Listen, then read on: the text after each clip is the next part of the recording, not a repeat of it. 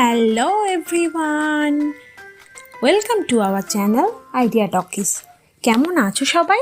আজ আমি চলে এসেছি একটা ছোট্ট বাচ্চার গল্প নিয়ে। বাচ্চাটির নাম হলো পাপান, তাই আজকের গল্পের নাম পাপানের প্রশ্ন।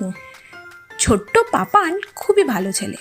সে নিয়মিত স্কুল যায় এবং পড়াশোনা করে, কিন্তু তার রেজাল্ট নিয়ে তার বাড়ির লোক একটুও খুশি হয় না। সেই নিয়েই তার মনে নানা রকম প্রশ্ন তৈরি হয়। সেই প্রশ্নের জবাবই সে সবার কাছে জানতে চেয়েছে একটি কবিতার মাধ্যমে। স্কুলে আজ রেজাল্ট দেবে, ব্যস্ত গোটা বাড়ি। খাঁচায় পোষা ময়নাটাও করেনি আজ আড়ি।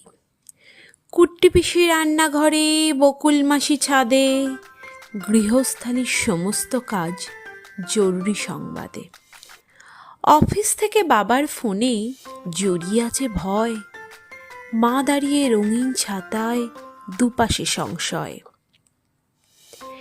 স্কুলের গেটে স্বপ্নেরা চুপ, উথাল ফাতাল ঢেউ, গাছ ভর্তি বকুলেরা দেখেছে কেউ কেউ।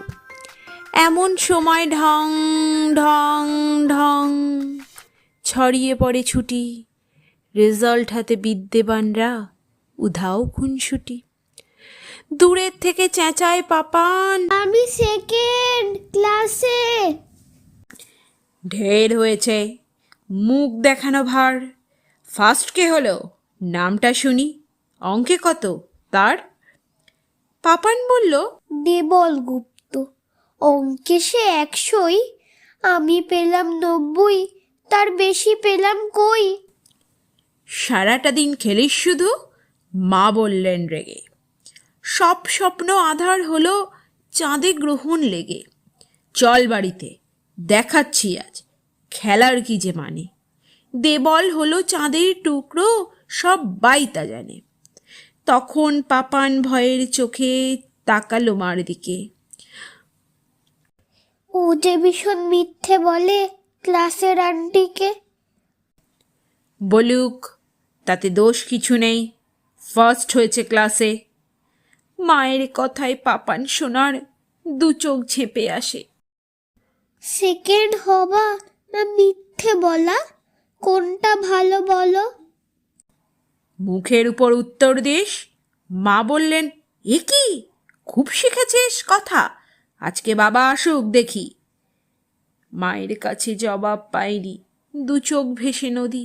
ছোট্ট পাপান মঞ্চে উঠে প্রশ্ন করে যদি। বলুন সবাই। মঞ্চে পাপান, মুখখানা যে কালো। সেকেন্ড হওয়া না মিথ্যে বলা, কোনটা বেশি ভালো। তাহলে বাচ্চারা, তোমাদের কাছে কি এই ছোট্ট পাপানের প্রশ্নের উত্তর আছে? যদি থেকে থাকে তাহলে কমেন্ট করে অবশ্যই জানিও। আর আরও সুন্দর সুন্দর গল্প শুনতে চ্যানেলটিকে সাবস্ক্রাইব করে নিও। Thank you.